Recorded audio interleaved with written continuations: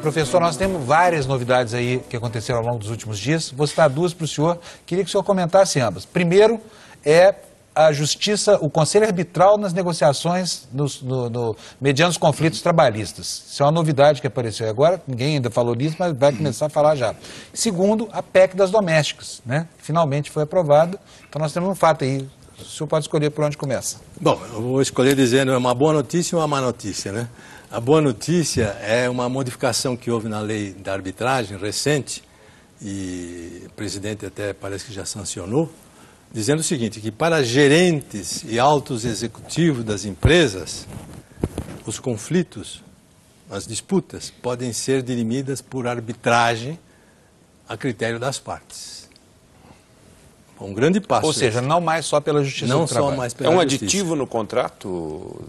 Você estabelece no contrato que se houver alguma disputa, isso será levado a uma arbitragem que é muito mais rápida, que é mais barata, que é mais amigável. Agora, essa arbitragem é supervisionada pela justiça? Não. É arbitragem Ela privada. pode ser sucedida pela justiça caso eles não se entendam, né? Também não. Também não. Se houver um erro grave formal na arbitragem, aí sim, aí você leva à justiça. Professor, hoje, se houver um acordo entre um empregado ou um ex-empregado e uma empresa, e depois esse acordo for denunciado por uma das partes, digamos, o empregado, depois de fazer o acordo, se ele denuncia esse acordo na Justiça do Trabalho, a Justiça considera. Isso. Mas na arbitragem, Dmitry, você, ao assinar um acordo de que o seu problema será levado ao árbitro, você já renunciou aí da Justiça do Trabalho, tá certo? E é isso que é o espírito da arbitragem. Sim. Mas a arbitragem, até o momento, era proibida, a arbitragem trabalhista, para todas as faixas, para todas as categorias profissionais. Esta emenda aqui que foi feita na lei, essa modificação, abriu para altos executivos e gerentes, que são as pessoas mais esclarecidas. Quer dizer que aí aquele argumento que houve pressão não faz sentido. Não faz sentido. É isso. E vai desafogar a justiça. Né? E vai desafogar a justiça, e seria muito bom para as partes, porque a arbitragem você resolve em 3 semanas, 2 semanas. Um processo trabalhista vai anos e anos e custa muito para o Estado. Custa muito para o Estado. Empregada doméstica. Aqui o problema é um pouquinho mais complicado, viu, Fábio? Porque eu andei fazendo uma análise aí da semelhança que existe entre uma empregada doméstica e uma operária de fábrica, uma funcionária do banco, uma enfermeira de um hospital. E eu notei mais diferenças do que semelhanças. Na casa, no domicílio, a supervisão é flexível. Na fábrica, no banco, no hospital, ela é rígida. Você tem ponto, marca ponto, sai. Você não pode, depois do almoço, dar uma paradinha para ver televisão. Você também não pode dar desculpa que o ônibus atrasou demais.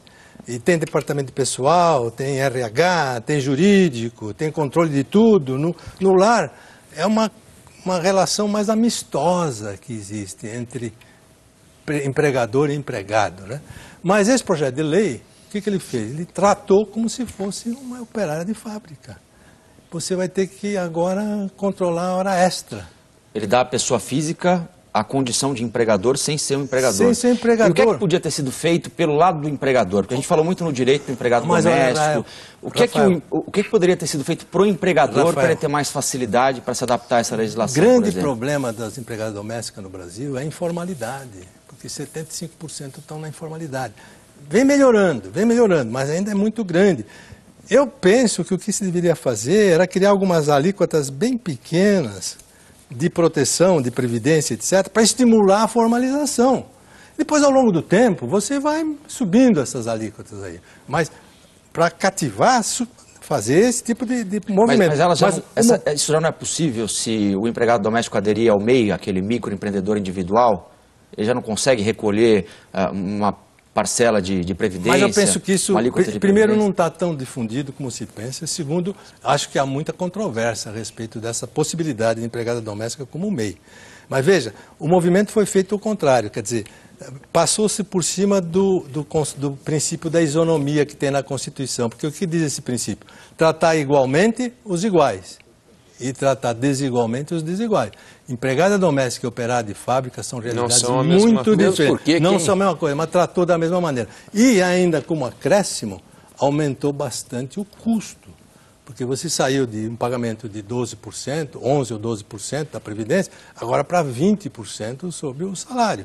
E que eu acho que esse não é o maior problema, sabe, o aumento do custo. O maior problema, que eu acredito, é passar por cima dessas diferenças de relacionamento que existem. Agora, não deixa de ser uma relação de trabalho também, né? É uma relação de trabalho e é um trabalho digno, que precisa ser protegido. Sim, mas tem uma diferença fundamental nessa relação de trabalho, porque quem contrata uma empregada doméstica está contratando uma pessoa para trabalhar ali numa relação quase pessoal.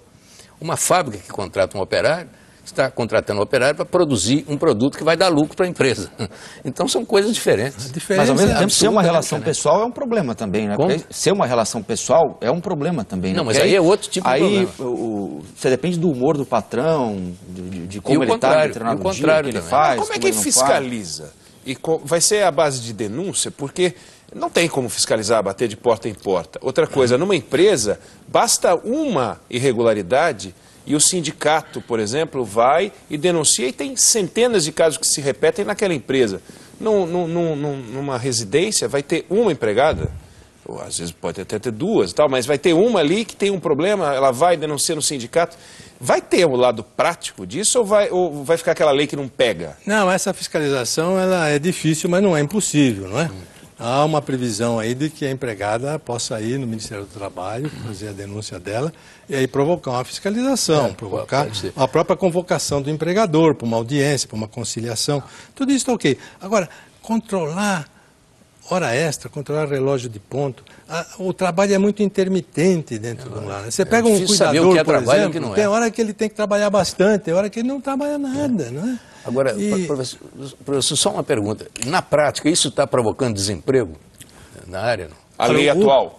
Não, o último dado... Com essa novidade. A mudança atual. Depois da aprovação dessa PEC, que foi em 2013, os dados que eu vi no PNAD foi de uma redução do número de pessoas trabalhando como empregado doméstico e um aumento de pessoas trabalhando como diarista, 2 dias por semana. Que é uma aí não tem precarização. Aí não tem precarização. Ou então as agências de empregada, que agora elas oferecem diarista para segunda e terça, outra diarista para quarta e quinta, outra para sexta. Você sabe que é possível nesse mercado aí encontrar várias alternativas, né? Que me parece que não é o objetivo do legislador quando ele fez essa PEC. Professor, infelizmente acabou o tempo, sobrou assunto ainda para a gente abordar, mas o senhor tem 1 minuto ainda para sanar essa lacuna na sua despedida. Eu sempre gosto de vir aqui na Band, porque vocês estão com problemas que são problemas da população e do Brasil, com o intuito de esclarecer, né? De dar informações. E gosto também do debate, quando há o contraditório, e isso ajuda mais o telespectador. Eu queria só cumprimentar vocês, numa hora como essa aqui, fazer um programa inteiro tentando explicar um projeto de lei, que é uma coisa relativamente complexa para o grande público. E eu quero cumprimentar o senhor pelos seus 80 anos e dizer que o senhor está mais afiado do que nunca. Muito obrigado. Não devia me denunciar assim, não. Infelizmente já foi.